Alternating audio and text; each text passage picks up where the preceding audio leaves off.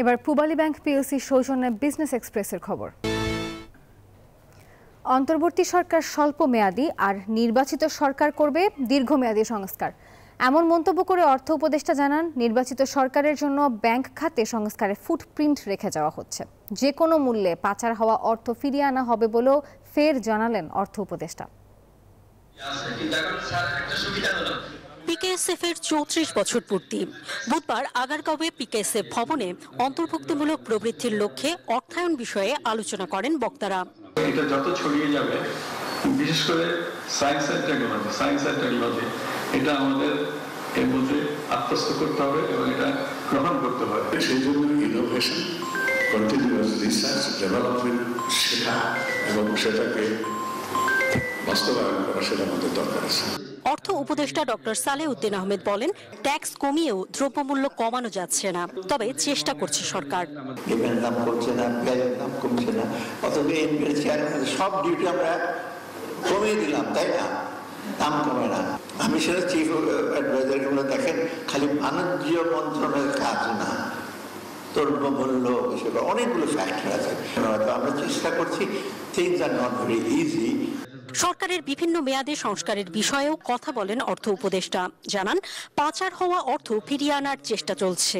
আমরা সংস্কার করতে চেষ্টা করছি, সংস্কার আগেও বলেছি, কিন্তু শর্ট টার্ম থেকে আমরা করবো, মিড টার্ম, লং টার্ম বলে পলিটিক্যাল সেটা করবে। কিন্তু আমি ওদের বলেছি, পছন্দ করি না অনেক পলিটিশিয়ান, যে আমরা যেগুলো করছি ব্যাংক সেক্টরে, আমরা একটা ফুটপ্রিন্ট রেখে যাবো, যে অ্যাটলিস্ট এইটার উপর দিয়ে আপনি হাঁটবেন। অন্তর্বর্তী সরকারের বাকি কাজ করতে জনগণই নির্বাচিত সরকারকে চাপ দেবে বলে মনে করেন অর্থ উপদেষ্টা। অন্তরা বিশ্বাস, নিউজ 24, ঢাকা। আইনের বেড়াজালে এনজিও কর্মীরা স্বাধীনভাবে কথা বলতে পারছে না বলে জানান পরিবেশ, বন ও জলবায়ু বিষয়ক উপদেষ্টা সৈয়দা রিজওয়ানা হাসান। বুধবার সকালে রাজধানীর একটি হোটেলে গ্র্যান্ডস অ্যাওয়ার্ড সেরেমনি বাংলাদেশ ম্যারিকাম মৈত্রী প্রকল্প অনুষ্ঠানে এই কথা জানান তিনি। তহবিল নিয়ন্ত্রণের নামে আইন করে এনজিওর কার্যক্রম তদারকি করা হচ্ছে বলে মন্তব্য করেন তিনি। এই আইন সংস্কারের দাবি জানান উপদেষ্টা। রিজওয়ানা হাসান বলেন, ভিন্ন মতামতকে গুরুত্ব দিতে হবে, ভিন্ন মতের হলে তারা রেজিস্ট্রেশন পাবে না, এমন যেন না হয়। দেশের সবাইকে পরিবেশের কথা বলার আহ্বান জানান তিনি। আপনারা আপনাদের ভেরিফিকেশন প্রসেসটা যার যার সাথে কথা বলতে হয় তার সাথে কথা বলে সহজ করে, নতুবা স্থানীয় পর্যায়ে যারা কাজ করে তারা তো আপনার রেজিস্ট্রেশন নিয়ে কাজ করতে গেলে তাদের আজকে থেকে শুরু করলে 5 থেকে 7 বছরের ধাক্কার মধ্যে ফেলে দিলেন।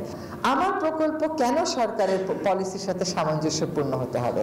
আমার প্রকল্প সামঞ্জস্যপূর্ণ হবে, আমার সাংবিধানিক অধিকার আছে, যেটা গণতান্ত্রিক অধিকার আছে, মত প্রকাশের ব্যাপারে, চিন্তার ব্যাপারে, সংগঠনের ব্যাপারে। সরকারের সব পলিসিতে আমি টিকমার্ক দিব কেন? বিশুদ্ধ পানির অভাব যে শহরে, তার নাম রাজধানী ঢাকা, যেখানে প্রতি ফোঁটা পানি কিনে খেতে হয়।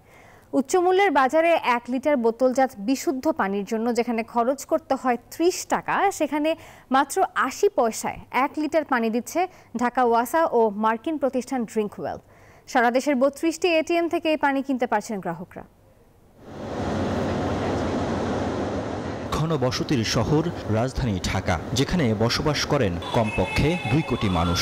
বিপুল সংখ্যক এই জনগোষ্ঠীর জন্য সুপেয় পানি সরবরাহ নিশ্চিতকরণ নিয়ে যে আলোচনা সমালোচনার জন্ম দিয়েছে ঢাকা ওয়াসা, তা বহু পুরনো গল্প।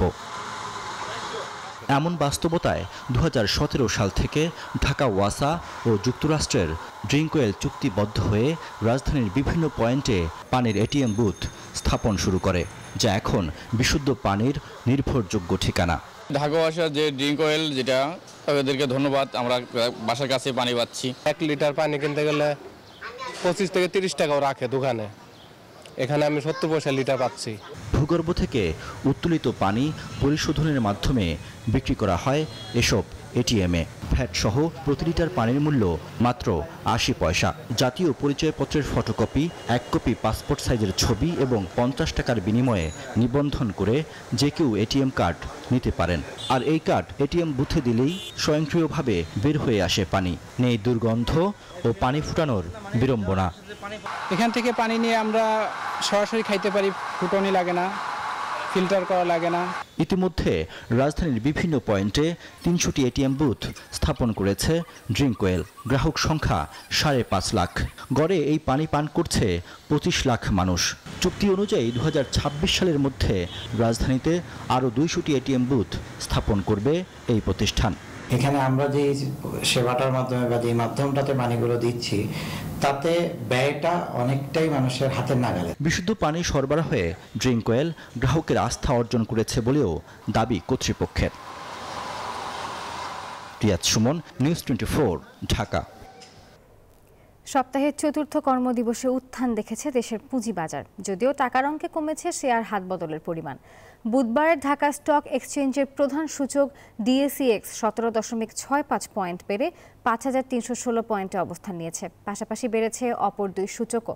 দিনভর এক্সচেঞ্জটিতে লেনদেন হয়েছে 479 কোটি 87 লাখ টাকার শেয়ার, যা আগের কর্মদিবসের তুলনায় 97 কোটি টাকা কম।